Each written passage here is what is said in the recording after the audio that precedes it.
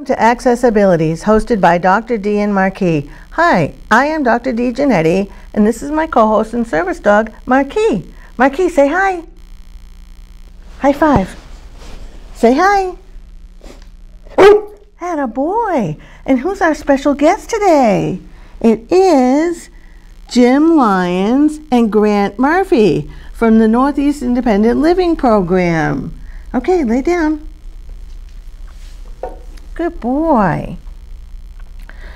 So as you know, I'm doing this show to highlight people with disabilities, the everyday lives of people with disabilities. I promote disability identity as a culture of pride and strength, not pity and shame. I see disability as just another way of moving through the world, just different modes of functioning. This is saying, if you see it, you can be it, but there's a big shortage of people with disabilities visible on the screen. People with disabilities, many of them, are not encouraged to flourish to their full potential. And one of my hopes is that a viewer watching might say, I have that disability, and if he or she can do that, maybe I can do that too. So today my special guests are Jim Lyons, who is the Vice President of Community Advocacy at NILP, and Grant Murphy, who is the ADA Projects and Advocacy Coordinator, also with NILP. So welcome to my show. So glad you're both here. Thank you, Dr. D. So Jim, I think the most important way to begin is with the philosophy of independent living. Oh, the Northeast Independent Living Program, we are one of the 10 independent living centers in the state of Massachusetts. And all of us in the independent living centers, we run by a philosophy which involves mainly two things. And it's basically consumer control first, and secondly, cross-disability. So we serve people with all types of disabilities, and that's what we mean by cross-disability. And we are consumer controlled, which means that actually, in order to receive our funding, part of the Section 504 of the Rehabilitation Act of 1973 established independent living centers and funding from the Department of Education in the United States government to fund centers run for and by people who have disabilities. That's so important, for and by people with disabilities. Exactly. Absolutely. And people, and the philosophy is that people control their own lives. People make their own decisions, and we run our own lives. And we foster that and help people to do that. And you're absolutely right, Dee, those are very important. And we serve all types of disabilities and help people with what they need. That's awesome. So so let's just briefly talk about some of the different things that that you do for people with disabilities. Oh, absolutely. And I started doing this in actually November 1981, and it's been my life now. And I think it's very, very rewarding, and it's independent living is good for everybody, I think. And we have what we call four core services that we provide, and that's really the essence of independent living. Is we provide peer counseling, and as you were saying, Dr. D, that people who are qualified counselors, we have training programs where we train people to be peer counselors, and we can say, like, hey, I've been through similar issues that you have when we meet a consumer in our program, and we help them along, give them advice and counseling. And peer counseling is really at the heart of independent living, because we can say, hey, you know, we've been there. We have encountered these barriers too. Right. And that's why. And there are specific groups, like there's for skills trainers in counseling for adults with physical disabilities. Right. For deaf and hard of hearing. Yes. For blind and sight impaired. Right. Right. Am I missing any other groups? And well, you all groups, and I think you described covering it well. all disabilities. Yes. And when people need specific skills such as managing a checking account, you know, financial management, managing personal care assistants. We provide skills training where we train people on specifics with a planned curriculum. And of course, we provide information and referral on all disability-related topics. And we think we're the experts, and where we're not, we're here to learn from others. So we also provide advocacy, which is where people don't always find it easy to get things that they need, folks with disabilities. Right. People with different disabilities that you mentioned, they encounter different barriers in everyday life. And we provide people with skills on how to advocate, to speak and write and email in favor of the things that we need, right, and teach people how to get them. So we're going to, so it's Northeast Independent Living Program in Lawrence, Mass. Right. And the telephone number is? 978-687-4288.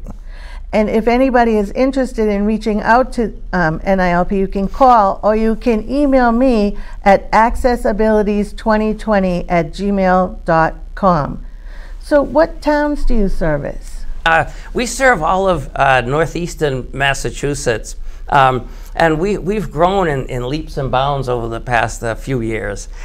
So it's pretty much from Wilmington and Woburn here all the way to the New Hampshire border, up to Salisbury and Newburyport, and that sound right? That sounds right to me. And all the way out to Westford. So it's the carving of the northeast section of the state, and we have the Independent Living Center of North Shore Cape Ann in Salem, Mass. And they're our partner organization. They don't actually have the PCAs, so we provide the personal. So we extend out into the Northeast region as well as Marblehead, as well as others, just because there's not as many independent living centers that have the personal care attendant program. Yeah, right. Wow, that's great. That's a big area. Exactly. And the rest of Massachusetts geographic areas also have independent living centers for anybody that's interested in that. That's Absolutely. Great. And I have to say, I watch this show at home. It's a wonderful show that you have, Dr. D. Thank you. And everybody else here. And I enjoy watching it, and we get to see ourselves later. Thank you for the opportunity to be here this morning, and we appreciate it. Thank you. Thanks so much. So Grant, you want to tell us a little bit about what you do? Sure. So what I get to do at NILP is work with Jim Lyons, and most of that work involves completing the Americans with Disabilities transition plans. So basically, a city or town would get funding from the federal government to assess how accessible their buildings and schools, parks, trails, beaches, whatever are, and they would contract out to us to provide reports to them on what needs to be changed, why it needs to be changed, how much we think it should cost, and giving them a base of a deadline of when we think that should be completed. Wow, that's great. It's been great. That's great. That's so needed because we have the Americans with Disabilities Act of 1990, which was quite a long time ago, but still access remains a big concern. Oh yeah, everywhere. We still have many people still. I think there are folks who still don't understand Americans with Disabilities Act and what they need to do. And it's not really something that's all about cash, money. It's about understanding, and making things available on an equal basis. For anybody who doesn't know, the Americans with Disabilities Act is the civil rights for people with disabilities to have equal access to services, locations, programs and things like that. Yeah. Right. And most of the time when we find issues with a building or something, it's not some very expensive fix. It's it's either put a handicap sign here or raise the sign or it's a low cost fix. So it's easily remedied. So you're not looking to break the bank on absolutely these places. And I'm glad you mentioned that, Dr. D. It's a comprehensive civil rights law, and it's really very, very broad, and it protects millions of people.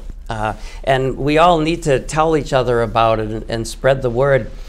Just like we want to spread the word about independent living philosophy, we want to spread the word about the ADA. It's a similar philosophy. It's that people with disabilities have the right, to be where people without disabilities. Everywhere we need to have equality. And it's really about awareness. And we still meet people who have no idea what it's all about. And we love to talk about it and educate people and learn from one another. Right, and so it's not only physical access in and out of places, but it's also for materials. So if somebody is blind or sight impaired, the material needs to be in an alternate format.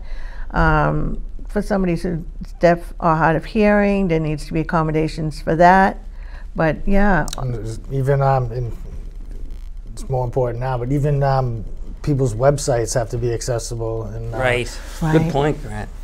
And that is kind of a big issue. I find that a lot. And we could see how broad and comprehensive the ADA is. It's, different people with different disabilities encounter different barriers. I think you say it very well. People who are blind, it's privacy, reading mail, reading newspapers and everything, transportation.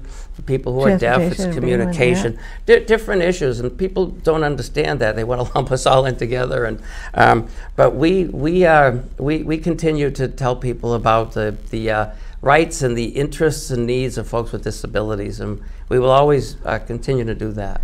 Right, and it's awesome that we have that law, because before we had that law, I started working at NILP in the early 90s, and you and I started doing advocacy work together. That's right. Way back then, you longer than me. But I was thinking back to, I was rereading a newspaper article where there was a picture of John Miller, who was my boss at the time, and I. There was a proposition on the voting ballot, Proposition 3, and it was going to adversely affect people with disabilities, policemen, truck drivers, so many people. And there was a radio talk show, and it was WRKO, and every time somebody tried to call in with an opposite viewpoint, they were for Proposition 3. They wouldn't allow us to speak. And we kept calling and we kept trying to say, yeah, we're gonna speak positively about it, but the minute you start saying something negative, they shut us right off. So what we used to do back in the day is we used to have protests and we used to have rallies in order to be heard. So we mobilized as many people as we could, and we all headed off into Boston and went down to WRKO. We were out on Brookline Avenue, and we wanted to be heard. So what happened was there was a large group of us, lots of people in wheelchairs, and they called the police on us, and the police came down and saw what we were protesting about and said, okay, they organized us to move over a little bit more so we didn't block the whole road, but John and I were still in the street holding a sign, honk if you're against number 3. And truck drivers were going by and pulling down their horn and leaving noisy. it all the way past so people couldn't hear what was going on in the radio. And that was fascinating because we joined in alliance with municipal workers, city and towns, police officers, like you said, firefighters. They were all in harmony with us. Please vote no on question 3. That was a while back, and is it okay for me to say that it was defeated because it was kind of last minute too. We had people with so many different groups of people. Seniors, and we united them. We didn't unite everybody, but there were a lot of people's lives at stake. Together, and we helped one another. Yeah, we got rid of it. Yeah. Yeah, and the radio station, because of all the trucks going by blaring their horns, I forgot about the trucks. finally decided that, they finally, I was sitting out in the street, so I was very aware of them. Yeah. And that was good. And so they finally decided that, okay, well, we're going to listen to something that you have to say. And instead of coming down from the 3rd floor, they lowered a microphone out the window all the way down to ground level so somebody could speak on behalf of all of us. And the truck drivers were on our side too after that day. Yeah, that was quite a day, and it was a big battle. Yeah. And that's just one example of, I mean, when I started, and this is Northeast Independent Living Program's 40th gala anniversary, and I'm very proud to say that. And when I started in 1981, there were 6 of us working at the agency, and now there is about 90 staff. There are more people with disabilities, and people are, I think, overall living better. But those are just some examples. Another one is, in 1981, there was not one fixed route bus in the state of Massachusetts that had a wheelchair lift on it. And people disagreed with me and our friends that you should put them on. Oh, it's going to cost so much money, it'll bankrupt our government. And that was a lot of bunk. Now, just about, correct me if I'm wrong, Dee and Grant, but I think just about every bus in the state has a wheelchair lift on it, the fixed routes. Right. So and they should. So that's a huge difference. Right. So Larry Curtis, who was a big advocate in Wilmington too, Larry and I worked with you guys at NILP, and we got the ride into Wilmington. We hooked up with 5 surrounding towns as a pilot program to see if people would use it. Yeah, and that They're was like, a fight. we don't have a need. People won't need it. Yeah. But as soon as you make it accessible, people will come and look at it now. Now, you know, people in wheelchairs or who need a lift up into the into transportation now have access to go places where otherwise they were stuck at home because they couldn't get from place to place. Yeah, it is better. I think, I don't know about you, but most of the people Grant and I talk with, they're willing to build a ramp, you know, the higher price items, and it can be in a transition plan, so you save so much money each year for a couple of years and then put a ramp next year, the year after. Most people we talk to, once we explain it honestly and make people understand that there's something in this independent living for everybody, you know, they agree with us and they understand and they become our allies. Mostly, we still have big battles that we encounter in the future, and I think there will always be a need for us advocates. Yes, I think so too. Yeah, especially since after 30 years, there's still so much more to do. Yes, lots. So, any interesting projects that you've worked on, Grant, that you'd like to talk about? I mean, just the 88 transition plans, which was new to me when I started with NILP, but you know, just as with the more experience I get doing them, you know, I just enjoyed them more. I know our largest, when we did the city of Lowell, I mean, and it was a whole bunch of buildings, and that was a huge contract, and to be able to get that done in the short period of time that we were allowed. You know, we had to get it in before the end of the fiscal year. This was like about a year ago. So we had about like 2 months to do the whole city of Lowell. And so that's all public buildings? Yeah. Did you do the outside space too? Yeah. Everything. Yep. Police station, fire departments. A lot of people don't realize that open space is also needed to be accessible. And that includes parking lots and parking spaces and crosswalks. It includes parks, playgrounds, beaches, town forests, trails anywhere. Yeah, they're all supposed to be accessible. I just did an access survey for the town of Wilmington, and we have 32 parks and trails. Actually, I think we have more than that, but we assessed. We assessed for 23, and 0% of trails and forests are accessible for people with disabilities. So we're working on it here. Yeah. and I might need your assistance with that. So that'll be fine. There's lots more work to be done, and that was wonderful. When I remember training they wanted a training in Lowell. All the city officials came, took time out of their busy schedule, and they had good questions. And we felt as though we built a 40 more allies. And we've worked well with City of Lowell ever since. And also Boxford was another great example where all the town employees got involved with us and made a lot of changes in the transition plan. So those are a couple of more examples. You putting in your buddy. 2 cents too, Marky? Yeah, we heard you. Okay, be quiet. Yeah, that's great. I find that too, that most places where it's inaccessible, they're like, oh, I had no idea. I never thought of that. You know, and so how can we do it? Yeah, so and there's a part, I think it's half is tax deductible for businesses when they build a ramp or that's important for them make to know. Accessible sink and bathrooms. Yeah, tax benefits. Yeah. And there's always an expensive way to do things and an economic way of doing things. Yeah, and I think most of us people with disabilities who work with places help them find the least expensive way to do things. You know, find the least resistance. Right. Yeah.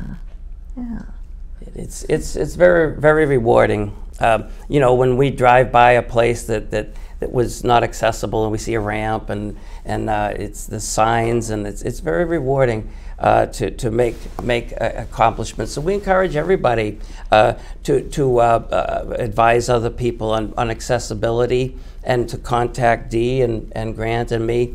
And tell others about, you know, what you've learned of independent living and what accessibility is. So we encourage to spread the word. Absolutely. So that's great. So I think that's about all the time we had for today. So today's inspirational notable quotables are both from Anonymous. And the first one is, the only person you should try to be better than is the person you were yesterday. And the second one is, this is going along with the independent living theme, I am who I am. Your approval is not needed. So everybody has a story. So if you or someone you know is a person with a disability with an interesting story, job, talent, or hobby, we'd love to have you on as our guest. You can email me at accessabilities2020@gmail.com. Also, you can watch us on WCTV, Comcast Channel 99, Verizon 39, Sundays at 6 o'clock. You can also look at WCTV.org, their video on demand. We are on YouTube. You search for Access Abilities, see the icon of the Statue of Liberty seated in a wheelchair, and click on it to find all of our episodes. And finally, we are also on Facebook. So it would be at facebook.com/accessabilities2020. So thank you for watching. Stay positive. Marquis, up. Marquis, say goodbye. Good boy. Yay. Thank you so much for being such WCTV, connecting our community. WCTV, connecting our community. Wilmington, Massachusetts.